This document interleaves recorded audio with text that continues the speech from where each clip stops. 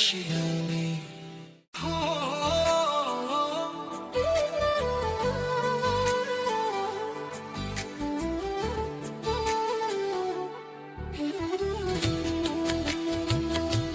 অনেক সাধনার পরে পেলাম তোমার মন, ভালোবাসি আমি তোমাকে,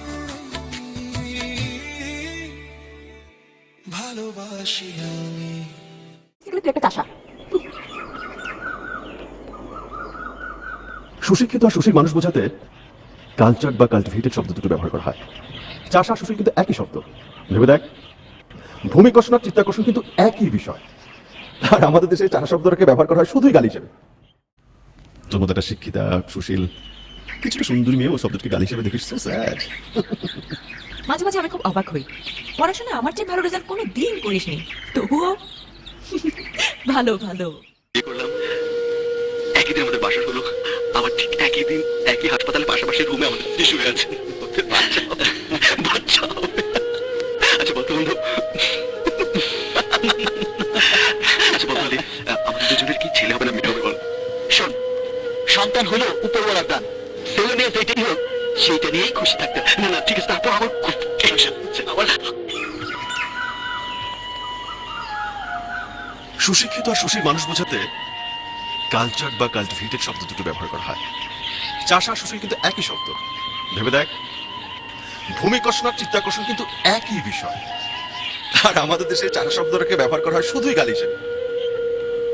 তোর মতো একটা শিক্ষিতা সুশীল কিছুটা সুন্দরী মেয়ে ও শব্দটাকে গালি হিসেবে দেখিস, so sad।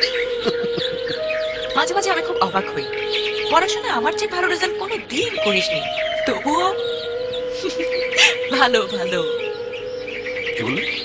বললাম ভালো। নিশ্চয়ই ভালো আছেন। আপনাদের মাঝে আমি নিয়ে আসলাম HK1 বাংলা মুভি, এই চ্যানেলটি বিনোদনমূলক একটি চ্যানেল। রূপালী পর্দা থেকে আজ অনেকটাই হারিয়ে গেছে। আজকে তাকে নিয়ে কথা বলবো।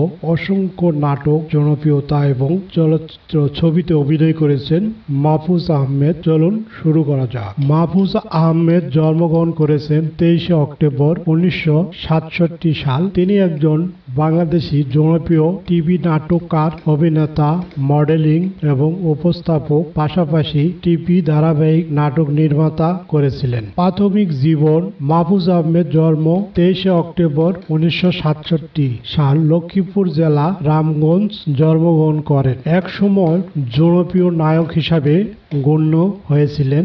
আজ সময়ের প্রেক্ষাপটে হারিয়ে গেছে এই জনপ্রিয় নায়ক, যিনি বাংলাদেশের কিং খান শাকিব খানের সঙ্গেও ছবি করেছেন। চলুন ছবিগুলো কি কি করেছেন দেখে নেই। শ্রাবণ মেঘের দিন 1997 সালে মুক্তি পেয়েছিলেন। ভালোবাসবি তোমাকেই 1999 সালে মুক্তি পেয়েছেন। আমার প্রেম আমার অহংকার, আজকে গায়ে হলুদ 2000 সালে মুক্তি পেয়েছে। দুই দরদি দুই দুয়ারি, এটি মুক্তি পেয়েছে 2000 সালে। কেন ভালোবাসলাম 2001 সালে মুক্তি পেয়েছে। মরণ নিয়ে খেলা 2001 সালে মুক্তি পেয়েছে। মেঘের পরে মেঘ 2004 সালে মুক্তি পেয়েছে। জয়যাত্রা এটিও মুক্তি পেয়েছেন 2004 সালে। অসংখ্য নাটক রয়েছেন এই অভিনেতার। আপনারা মাহফুজ আহমেদকে কারা কারা ভালোবাসেন অবশ্যই একটি কমেন্টস করে জানিয়ে দিবেন HK1 বাংলা মুভি চ্যানেলে। বন্ধুরা কেমন আছেন? নিশ্চয়ই ভালো আছেন। আপনাদের মাঝে আমি নিয়ে আসলাম HK1 বাংলা মুভি, এই চ্যানেলটি বিনোদনমূলক একটি চ্যানেল। আর এই চ্যানেলে যদি আপনারা সাবস্ক্রাইবার এবং বেল আইকনটি বাজিয়ে রাখেন, আপনারা নতুন নতুন আপডেট নিউ ভিডিও দেখতে পাবেন। HK1 বাংলা মুভি এই চ্যানেলটি অবশ্যই আপনারা সাবস্ক্রাইবার করে রাখবেন এবং বেল আইকনটি বাজিয়ে রাখবেন। আপনাদেরকে অসংখ্য অসংখ্য ধন্যবাদ। কি আদর্শ আপনার? টাকা দিয়ে যারা নেতৃত্ব কেনে, ভোট কেনে, তাদের আদর্শ হয় তারা কালোবাজারি, হয় কালোবাজারিদের সহায়তা দেয়, অথবা বিদেশি প্রভুদের মদত পুষ্ট করে। কিন্তু আপনার সঙ্গে কথা বলে আমি জানলাম আজ ভিন্ন কথা। দেশ জুড়ে সন্ত্রাস সৃষ্টি করে যারা খোলা পানিতে মাছ শিকার করতে চায়, তাদের আঙ্গাবাজ বলা যেতে পারে, কোন রাজনৈতিক নেতা নয়। ওকে সন্ত্রাসী বলতে চাও? রাজের মতো সন্ত্রাসী যার ছাত্র সংগঠনের নেতা, তাকে এর ঊর্ধ্বে কিছুই ভাবা যায় না। আপনাদের খেদমতের জন্যই আমি আছি। কি করে যাব দেখতেই তো পাচ্ছেন। আমি কি আপনাকে লিখতে পারি? আপনাদের মাঝে আমি নিয়ে আসলাম HK1 বাংলা মুভি, এই চ্যানেলটি বিনোদনমূলক একটি চ্যানেল।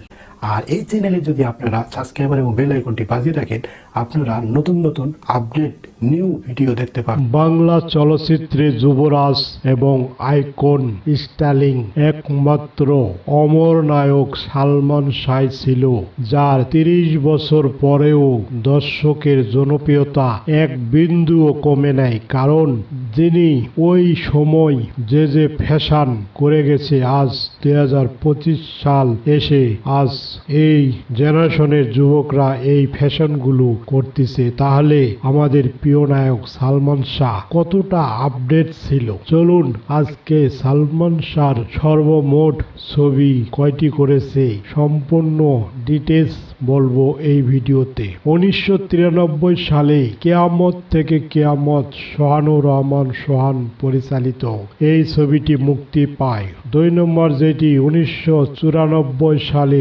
তুমি আমার জহির হক পরিচালিত এই ছবিটি মুক্তি পান 1994 সালে। 3 নম্বর যে ছবিটি অন্তরে অন্তর শিবলি সাদিক পরিচালিত। পরের যে ছবিটি সুজন সখী শাহ আলম কিরণ পরিচালিত। 5 নম্বর যে ছবিটি বিক্ষোভ মোহাম্মদ হান্নান পরিচালিত। 6 নম্বর শ্রেহন গাজী মাজারুল আনোয়ার পরিচালিত। 7 নম্বর প্রেম যুদ্ধ জীবন রহমান পরিচালিত। 1995 সালে দেনমোহর শফি বিক্রমপুরী পরিচালিত। 9 নম্বর কন্যাদান দেলোয়ার জাহান ঝন্টু পরিচালিত। 10 নম্বর স্বপ্নের ঠিকানা এ খালেক পরিচালিত। 11 নম্বর আঞ্জুমান হাফিজুল উদ্দিন পরিচালিত। 12 নম্বর মহামিলন দিলীপ সোম পরিচালিত। 13 নম্বর আশা ভালোবাসা তজিমুদ্দিন রিজভী পরিচালিত। 1996 সালে বিচার হবে শাহ আলম কিরণ পরিচালিত। 15 নম্বর এই ঘর এই সংসার মালেক আফসারি পরিচালিত। 16 নম্বর প্রিয়জন রানা নাসের পরিচালিত। 17 নম্বর তোমাকে চাই মতিউর রহমান পরিচালিত। 18 নম্বর স্বপ্নের পৃথিবী বাদল খন্দকার পরিচালিত। 19 নম্বর সত্যের মৃত্যু নেই ছটকু আহমেদ পরিচালিত। 20 নম্বর জীবন সংসার জাকির হোসেন রাজু পরিচালিত। 21 নম্বর মায়ের অধিকার শিবলি সাদিক পরিচালিত। 22 নম্বর চাওয়া থেকে পাওয়া এম সরকার পরিচালিত। 23 নম্বর প্রেম যুদ্ধ প্রেম পিয়াসী জীবন চৌধুরী পরিচালিত। 24 নম্বর স্বপ্নের নায়ক 25 নম্বর শুধু তুমি কাজী মোর্শেদ পরিচালিত। 26 নম্বর আনন্দ অশ্রু, এইটিও শিবলি সাদিক পরিচালিত। 1997 সালে মুক্তি পায়। সর্বশেষ যে ছবিটি 27 নম্বর বুকের ভিতর আগুন ছটকু আহমেদ পরিচালিত। এই ছবিটি পরে অর্ধেকটি ছবি ফেরদৌসকে নিয়ে ছবিটি শেষ করা হয়েছে। সালমান শাহর অকাল মৃত্যু দর্শক ভক্তরা আজও বেদনার গুমরে গুমরে কাঁদে। কেন সালমান যদি আজ বেঁচে থাকতো, বাংলা ইন্ডাস্ট্রি আজ কত দূরেই না যাইতো। সালমান শাহ এবং বোম্বের কিং খান শাহরুখ খানকে নিয়ে একসঙ্গে একই পর্দায় একটি ছবি করার কথা ছিল, কিন্তু সালমান শাহর অকাল মৃত্যুতে এই ছবিটি আর দর্শকরা পেল না। আমরা সালমান শাহর আজ 30 বছর পূর্তির পর তার হত্যা না আত্মহত্যা অবসান ঘটে হাইকোর্টের রায় দিল তাকে হত্যা করা হয়েছে। আমরা সকল শ্রোতারা যারা আছি সকলেই তার আত্মার মাগফিরাত কামনা করি এবং দ্রুত আসামিদেরকে গ্রেপ্তারের আহ্বান জানাই। আপনার ছেলে আমার মার অধিকারকে খুন করেছেন। বলুন কিসের অহংকারে সেদিন আপনি আমার মাকে জাহান মঞ্জিলে পুত্রবধূ স্বীকৃতি দেননি, যার কারণে আজ আমি পিতৃ পরিচয় থেকে বঞ্চিত হয়েছি। আমার মা তার স্বামীকে হারিয়ে আজ হয়েছে লাঞ্ছিত। কর্মচারীর মেয়ে হয়ে পরলোকী দাপট দেখিয়ে সেদিন এই রবিনকে ওই কলেজ থেকে মিথ্যে অপবাদ দিয়ে উৎখাত করেছে।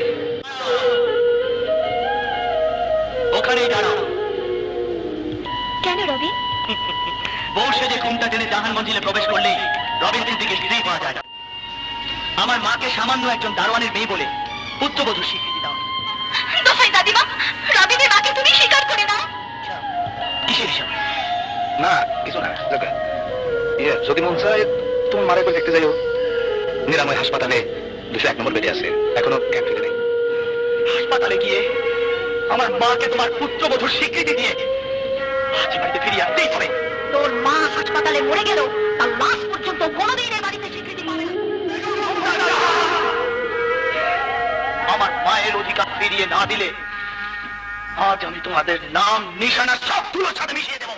এর মাঝে আমি নিয়ে আসলাম HK1 বাংলা মুভি এই চ্যানেলটি বিনোদনমূলক একটি চ্যানেল। মায়ের অধিকার শিবলি সাদেক পরিচালিত 1996 সালে মুক্তি পেয়েছিলেন। সালমান শাহ নাম থাকেন রবিন, শাবনাজ নাম থাকে দিশা, সালমানের বাবা থাকেন আলমগীর, নাম থাকেন শাহিদ সিদ্দিকী রবিনের বাবা। সালমান শাহ নাম থাকে রবিন, আলমগীর রবিনের বাবা থাকেন। ববিতা আয়শা সিদ্দিকী অর্থাৎ রবিনের মা, মানে সালমান শাহর মা থাকেন ববিতা। ফেরদৌস মজুমদার রবিনের দাদিমা থাকেন। হুমায়ুন ফরদি সুন্দর এবং নিখুঁত অভিনয় করেছেন এই ছবিতে। হুমায়ুন ফরদি থাকেন মামা, সালমান শাহর মামার ভূমিকায় অভিনয় করেন। আনোয়ার হোসেন থাকেন ববিতার বাবা।